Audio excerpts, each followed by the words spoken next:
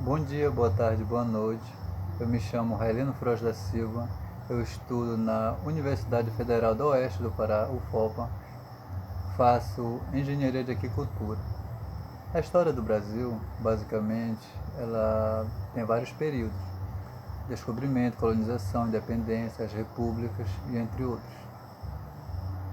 E os portugueses, por ser um país da Europa centralizado, em busca de novas terras no caminho das Índias. E não sei se foi coincidência que eles encontraram o Brasil.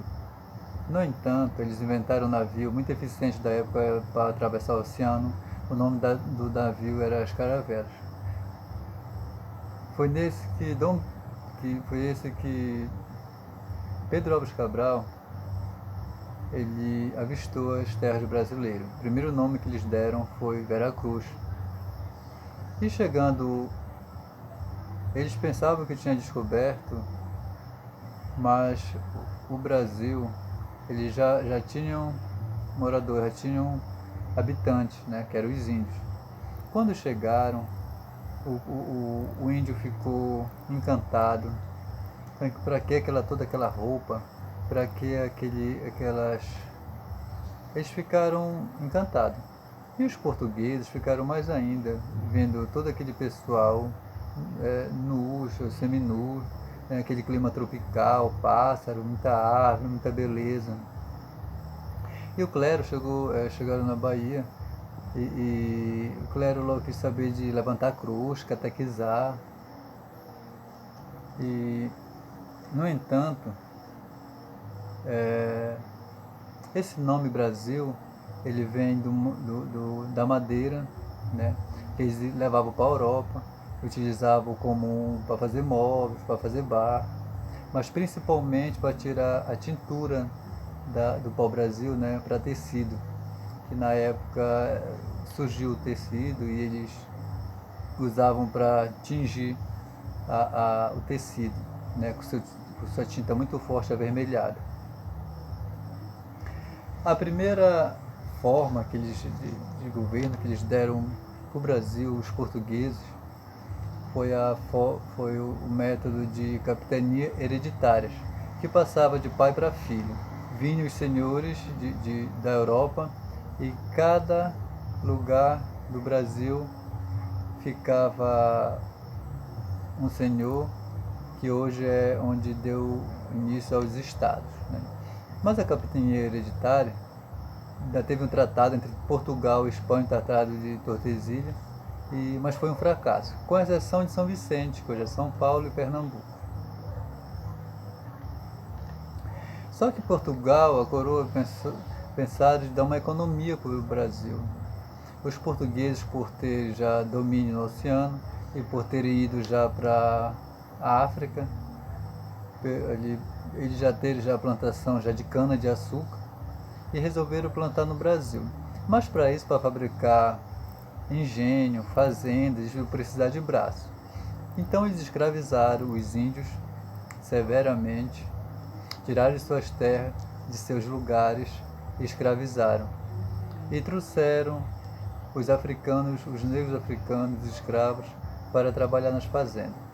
De péssimo estado, maltrataram o que puderam, matavam, botavam de castigo em tronco, prendiam, tinham uma vida de animal, uma vida muito severa, uma época muito triste. É uma pena ainda que a gente carregue o sangue ainda do português, né, que eles maltrataram muito o índio e o africano, o escravo. E são nossos ancestrais, né? Corre em nossas veias é um sangue mestiço entre índio, negros e branco. E fizeram muito o sofrimento com o escravo. De tanto os escravos sofreram muito, teve uma revolta dos povos da floresta, onde os escravos fizeram tipo uma rebelião para ter uma vida normal, para ter uma família, porque o escravo ele não tinha uma sociedade, Eles não tinham como se juntar, não existia isso. E teve essa revolta, né? Teve essa revolta do Quilombo. Quilombo dos Palmares foi o líder, onde comandou vários anos, depois foi morto e foi muito importante essa época. Os holandeses, eles vieram para o Brasil em busca de colonizar o Brasil, mas já era colonizado já pelos portugueses, e os portugueses conseguiram expulsar-lhes do Brasil. Em São Paulo, em São Vicente existiam os bandeirantes. O que eram os bandeirantes? Os bandeirantes eram os jagunços que trabalhavam para os senhores. Isso já no século XVII. O Brasil foi encontrado mais ou menos em 1500, século XVI. E esses bandeirantes, eles andavam o escravo que fugia, eles capturavam, traziam de novo índio. E atrás de ouro, eles encontraram o ouro em Minas Gerais, por isso que deu-se o nome de Minas Gerais. E quando a família real soube que tinha metais preciosos no Brasil, aí ficaram dois já para vir, se espalhou, outros países já queriam vir também atrás de metais preciosos, já no século XVIII. E começou-se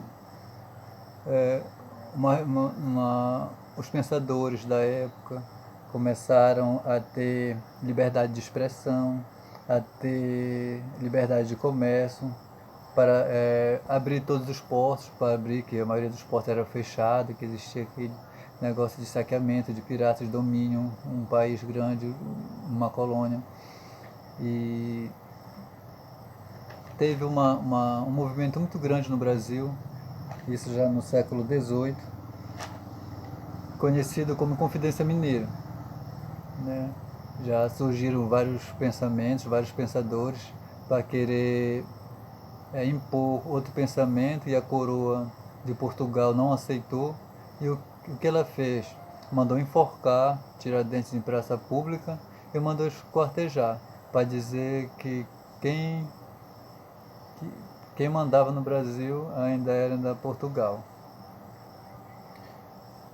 E no século XVIII, os países já industrializados, como a Inglaterra, virou uma potência na indústria, muito forte no seu desenvolvimento industrial, com o avanço das fábricas, né, os escravos quase já eles não mais querendo traficar os escravos, assim, entre aspas, porque as pessoas trabalhavam, mas não tinham direito a nada, mulheres, crianças, homens, o que ganhavam era muito pouco ainda.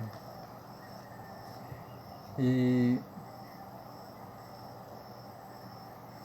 os franceses, principalmente o líder dos franceses, eles querem invadir o Portugal, né, Napoleão Bonaparte, e com essa invasão de Portugal, Dom Pedro VI, a coroa portuguesa vem para o Brasil, né?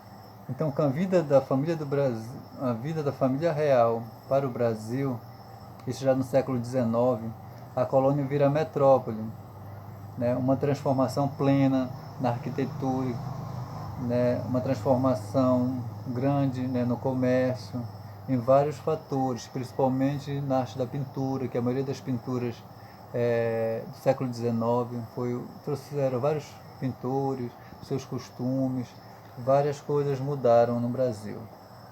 Em determinada circunstância, Dom Pedro VI volta para Portugal, deixando seu filho regente, Dom Pedro I, no Brasil.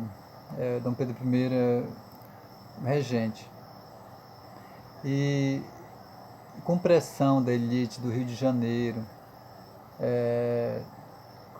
de ser muito novo, de não saber dominar o país, de ser um rei ainda muito jovem, um príncipe, né, o nosso Dom Pedro I, que acontece por pressão do Rio de Janeiro, a elite do Rio de Janeiro, os pensadores, os políticos, os intelectuais, eles entram em atrito com Portugal. E o que acontece? Dom Pedro I, em São Paulo, no alto do Ipiranga, ele proclama a República. Dia 7 de setembro de 1822, a independência do Brasil. Foi um pouco que eu pude falar da descobrimento, um pouco da colonização do nosso imenso Brasil. E a partir do próximo vídeo, do Dom Pedro II, São Paulo, do café e a abolição da escravatura. Um beijo, foi um prazer.